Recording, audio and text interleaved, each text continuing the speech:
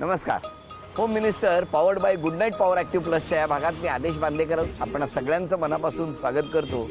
नागपूरमध्ये काय मस्त झाडाची सावली आहे आणि अशा वेळेला नागपूरमध्ये आता या झाडाच्या सावलीत विचार करतो आहे की घरात जाऊन आनंदाची सावली कशी पसरवता येईल. नंदोदय अपार्टमेंट गोकुळपेठ राखी अमर राऊत या वहिनींना भेटणार आहोत. चला जाऊन राऊत कुटुंब काय म्हणतंय ते ऐकूया आणि त्यांच्या स्वागताचा स्वीकार करूया. नमस्कार.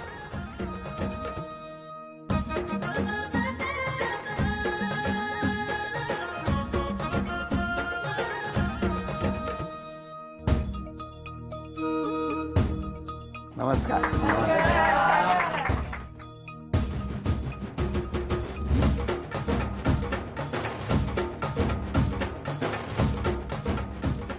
घ्या उखाणा.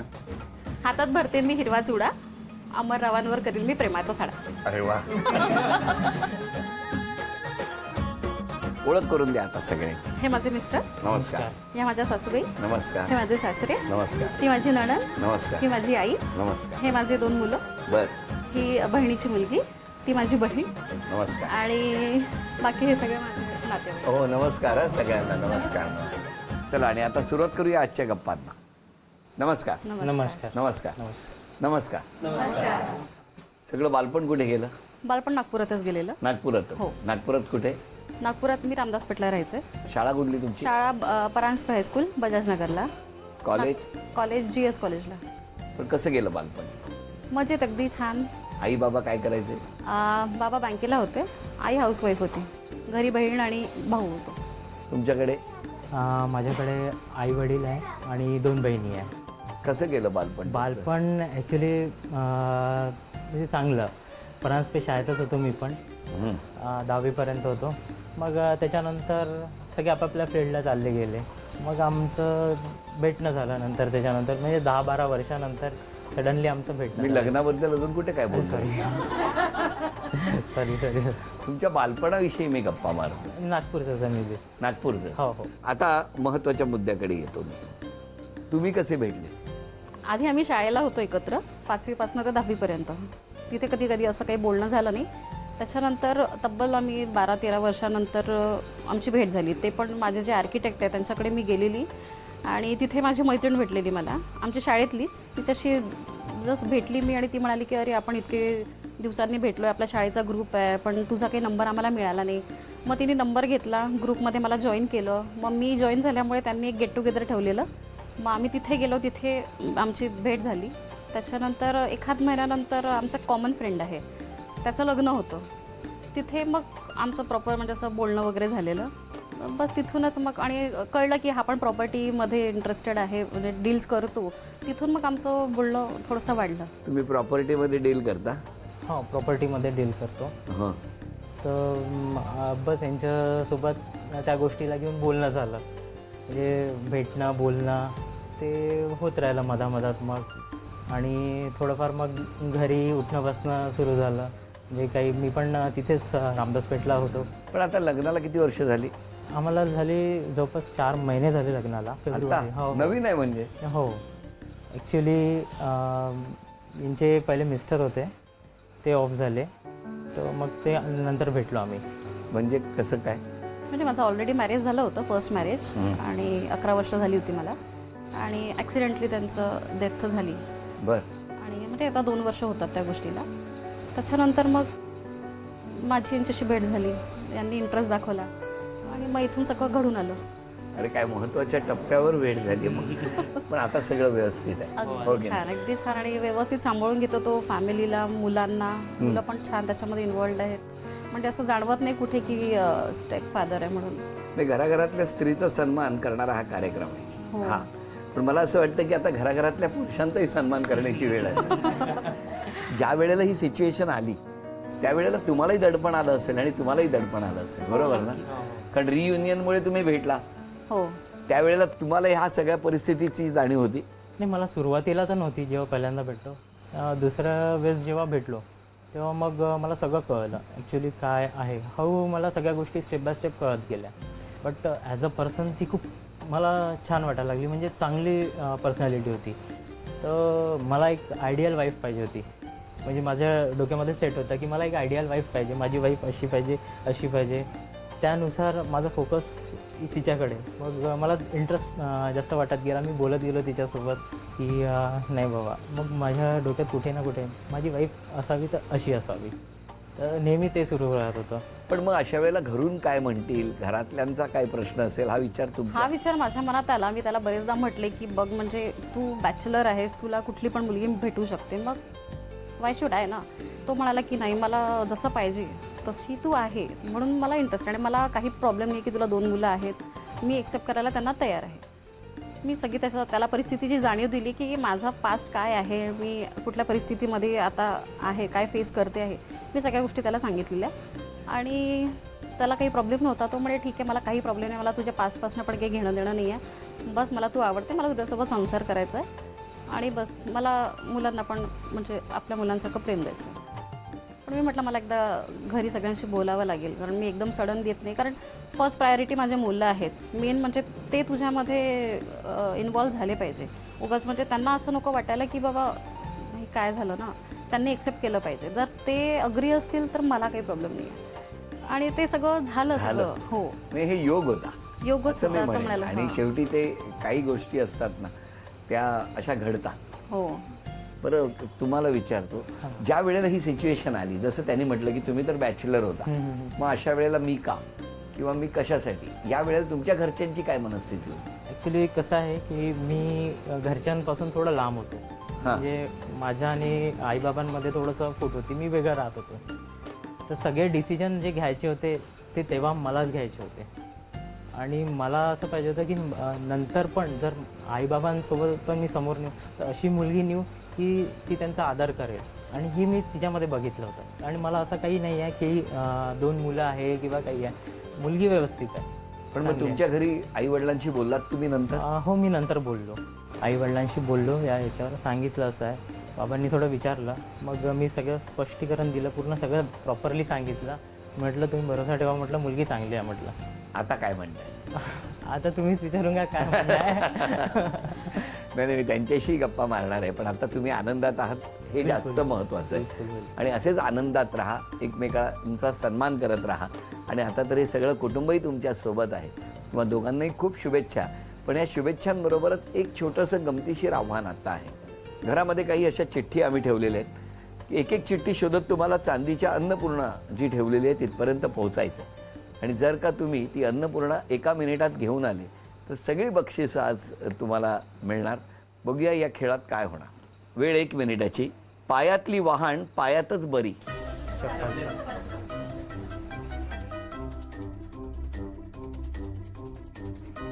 लक्ष भेद. 20 सेकंद होऊन सुदामाचे पोहे. 30 सेकंद झाली. लवकर 40 सेकंद झाली. पावसाळ्यातली सोबत. 10 9 8 7 6. चांदीचं नाणं तुम्हाला मिळालं, अभिनंदन. चांदीचा कुंकवाचा करंडा मिळाला, अभिनंदन. थँक्यू. चांदीची तुळस मिळाली, अभिनंदन. थँक्यू. वहिनी, ही चांदीची अन्नपूर्णा सुद्धा तुमच्या घरात आलेली आहे. थँक्यू. तुमच्याशी तर आपण संवाद साधला, पण त्याचबरोबर आता घरातल्यांशी मला बोलायचं आहे. आई, तुमच्यापासून. जावई खूप छान आहे, मुलगी खूप छान आहे. माझं एकच आव्हान, मी गजानन महाराजच्या मंदिरात गेले, मी तिथे देवाला त्यांना तेच प्रार्थना केली की मला असा एखादा मुलगा उतरू दे की ते 2 मुलं आणि माझ्या मुलीला स्वीकार करणार आता एखादं तिथे. आणि मी गजानन महाराजच्या मंदिराच्या बाहेर निघाली तिथे शांत याच्यामध्ये. मग त्यांनी मला एकच एक प्रश्न केला तिथे, मला तुमच्याशी बोलायचं आहे. म्हटलं मला का बोलायचं असं तिथे, की मला तुमची मुलगी मला खूप आवडते असं आहे. मी त्यांना ते सांगितलं की माझ्या मुलीचं असं असं झालेलं आहे, पहा पुढे विचार कर तिथे, मला वेळ पाहिजे थोडं. तर ठीक आहे, मी वेळ देते तिथे. तुम्ही शेगावला कसे काय तेव्हा? आम्ही सोबत आम्ही गेलो पूर्ण होतो. सोबत पूर्ण अच्छा, group होतो. सोबत गेलो होतो, आम्ही पण सोबत, तोपर्यंत तुम्ही बोलले नव्हते. नाही, मला हा प्रकार म्हणजे सांगितलंच नाही त्यांनी मला अच्छा. डायरेक्ट आल्यानंतर हा प्रश्न केला त्यांनी. आणि खुश आहे मी आता. सासूबाई, सुनेबद्दल सांगा. सून मुलगा माझे दोन्ही चांगले आहे. चांगले. हं. मुलांनी तुम्हाला सांगितलं, तुम्हाला दडपण आलं होतं? नाही, यांना फोन केला होता तर ह्यांनी मला सांगितलं की अमरने असं असं सांगितलं. तर म्हटलं ठीक आहे, त्याला जर असेल व्यवस्थित वाटत असेल तर कर बा. तर मी काही बोलली नाही त्याच्यावर आणि हे पण काही बोलले नाही. सून आणि मुलगा दोनही चांगले आहेत. चांगले आहेत, हो, खुश आहात तुम्ही, समाधानी आहात? मी समाधानी आहे. अजून कोण बोलणार आहे? तर मी पहिल्यांदा तर हॅट्सअप करतो माझ्या जावयाला, कारण त्यांनी फुल situation and past fully accepted. तर यांचं हे ठरलं होतं, यांनी इकडे सगळं म्हणजे ठरल्यानंतर पण त्यांनी प्रोसिजरली सगळ्या मोठ्यांना मान देऊन त्यांची मिटिंग बसवली. मिटिंग बसवून आम्हाला सगळं सांगितल्यानंतर आम्ही ते फुल्ली ॲक्सेप्ट केलं आणि शुभेच्छा दिल्या की for future enjoying life happily. अरे वा, बहिणीकडे द्या. तिने मला सांगितल्यावर मी तिला फक्त एकच प्रश्न विचारलेला होता की मुलांना त्यांना ॲक्सेप्ट करेल का. तू पहिले मुलांचा विचार कर, आणि मेन म्हणजे तू मॅच्युअर्ड आहे ते नाही आहेत. एक संसार सांभाळायचं म्हणजे दोघांची सोबत असणं खूप गरजेचं असतो, आणि विश्वास त्याबद्दल तू पहिले विचार कर. पण दोघांची सहमत होती आणि मेन म्हणजे त्यांनी साथ दिला, त्यामुळे मग आम्हाला काहीच हरकत नव्हती आणि आम्ही पण होकार दिला. दादा आणि वहिनी आहेत माझ्या, आणि ते दादानी जे डिसिजन घेतलं ते म्हणजे खूपच छान घेतलं त्यांनी. माझी वहिनी खूप ऑलराऊंडर आहे.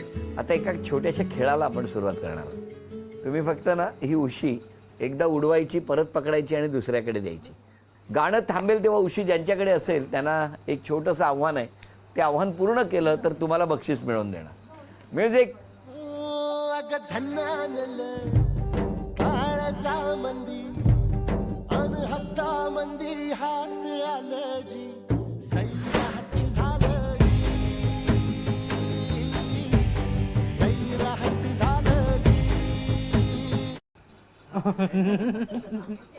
दोऱ्याच्या सहाय्याने लिंबू ठेवलेलं आहे, ते विशिष्ट अंतरावर खेचून आणायचं आहे.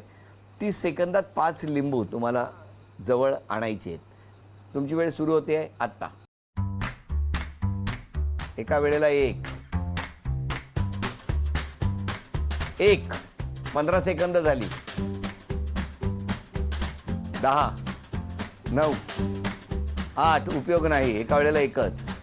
7, 6, 5, 4, 3, 2, 1. वेळ संपली. आणि एकेका वेळेला 2-2 आणली, ती मोजली गेली नाही, त्यामुळे बक्षीस गेलं. सोप्पा खेळ होता, पण केवढा कठीण केला या माऊलीनं उगाचच आपण बघितलं. म्युझिक.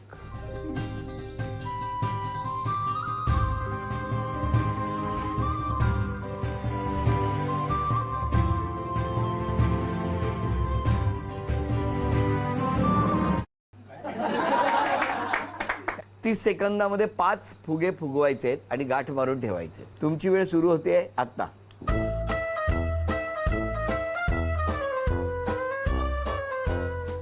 लगेच गाठ मारायची. 10 सेकंद झालेले.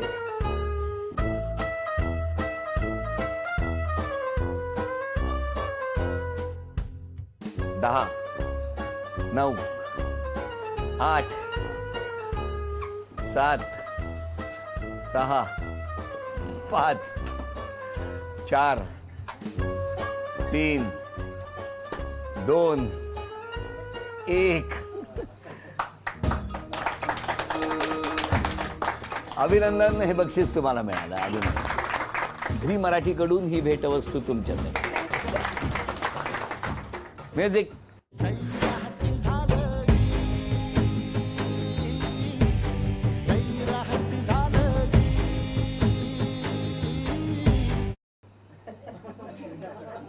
चमच्याच्या सहाय्याने एका बाटलीमध्ये रांगोळी भरायची आहे.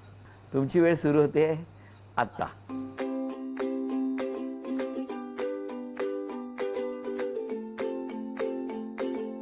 दहा सेकंद होत आलेली आहेत.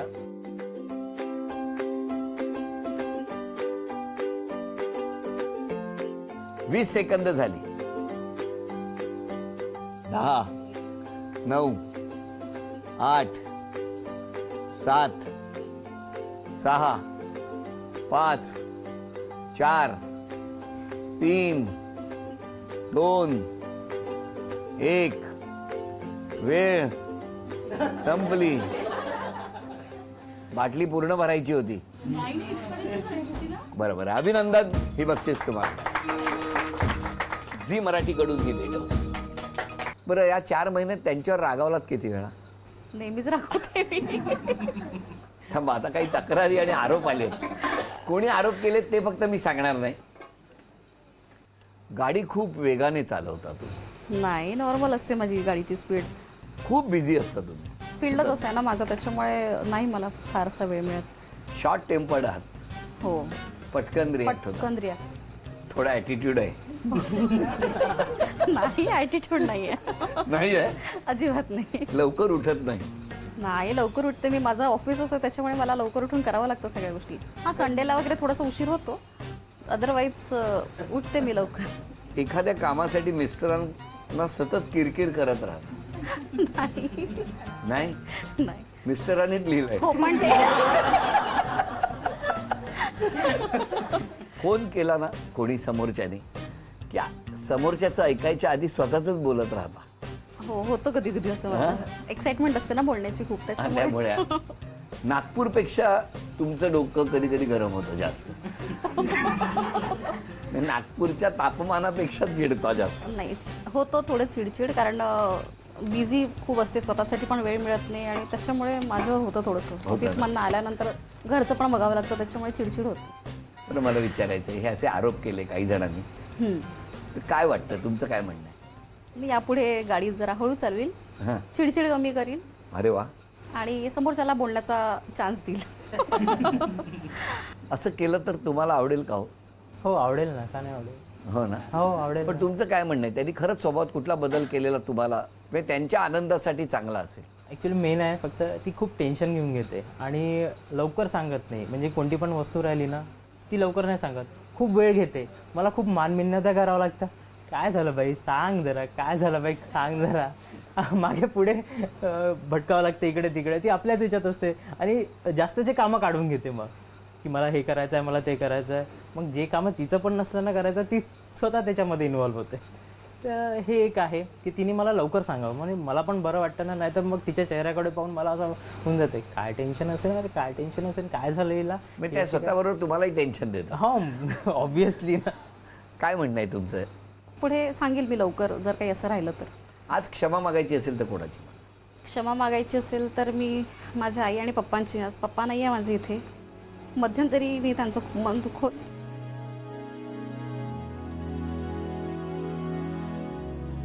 आणि माझ्याकडून जर कोणाचं मन दुखवलं गेलं असेल तर मला माफ करा. तुम्ही? मी आईबाबांची, कारण की मध्यंतरी जे झालं, मी त्यांच्यापासून दूर होतो, तर काही माझे पण व्ह्यूज होते. मला वाटत होतं की माझे जे व्ह्यूज आहे ते ऐकून नाही घे. तर त्याच्यामुळे थोडं मी त्यांना म्हटलं की तुम्ही तुमचं बघा आणि मी माझं बघतो, कारण की तुमची आणि माझी अंडरस्टँडिंग मॅच नाही होत आहे. तर मी बस त्या आणि त्या गोष्टीसाठी मी क्षमा मागतो. आज धन्यवाद द्यायचे तर कोणाला द्या? धन्यवाद द्यायचा आहे तो सगळ्यांनाच तसा धन्यवाद, सासूबाईला, आईला, बाबांना आणि जेवढे पण इथे उभे आहे सगळ्यांना, कारण की त्यांनी मला खूप सपोर्ट केला. माझ्या गोष्टी ऐकून घेतल्या त्यांनी. असं कुठे नाही केलं की नाही जा तू, म्हणजे तू हे घेऊन आला आमच्यासमोर हिच्यासोबत लग्नाचं, आम्ही तुझ्या गोष्टी ऐकून नाही घेणार. माझे पूर्ण सगळे एकूण एक पॉईंट ऐकून घेतले. तर ते माझ्यासाठी सगळ्यांसाठी मी थँक्स म्हणतो. तुम्ही धन्यवाद द्यायचे? धन्यवाद तर मी सगळ्या माझ्या फॅमिलीला दिलं आहे. सगळ्यांनी मला माझ्या कठीण परिस्थितीत खूप साथ दिलेली. त्यातल्या त्यात मी अमरला थँक म्हणते, त्याच्या फॅमिलीला म्हणते की म्हणजे इतकं सगळं त्यांना माहिती असून सुद्धा त्यांनी मला ॲक्सेप्ट केलं. आणि प्रत्येक वेळी सासूबाई पण नेहमी फोन करतात, विचारतात कशी आहे, काय आहे, मुलं कसे आहेत, नेहमी म्हणजे ते काळजी करतात आणि फोन करतात. त्याच्यामुळे मला त्यांना पण थँक्यू म्हणायचं आहे. गरम वातावरणामध्ये आनंदाचा शिडकावा असं म्हणतात, तसंच काहीसं झालेलं आहे. आणि या दोघांनी एकमेकांचा सन्मान आणि आदर करत एका संसाराला छान सुरुवात केलेली आहे. तर असाच एकमेकांचा आदर करत राहा. संपूर्ण कुटुंब एकत्र कसं राहील यासाठी प्रयत्नशील राहा, ही अगदी मनापासून आमचं मागणं. आणि त्याही पलीकडे आई बाबा, सासू सासरे जे जे कोणी नकळत दुखावलेले असतील त्यांची मनं भविष्यात दुखावणार नाहीत याची काळजी घेऊन त्यांच्यासाठी, म्हणजे आयुष्यभर आई बाबा आपल्यासाठी आधार बनलेले असतात आणि आता त्यांचा आधार बनणं आपल्या पिढीची जबाबदारी असते. त्याच जबाबदारीतून तुम्हा दोघांनाही शुभेच्छा देतो. हसत राहा, आनंदात राहा आणि सगळे एकत्र राहा असं म्हणत आता क्षण आलेला आहे तो सन्मानाचा. झी मराठीकडून ही भेटवस्तू तुमच्यासाठी. आणि वहिनींना तथास्तु पुणे यांच्याकडून मिळते आहे पैठणी. अभिनंदन.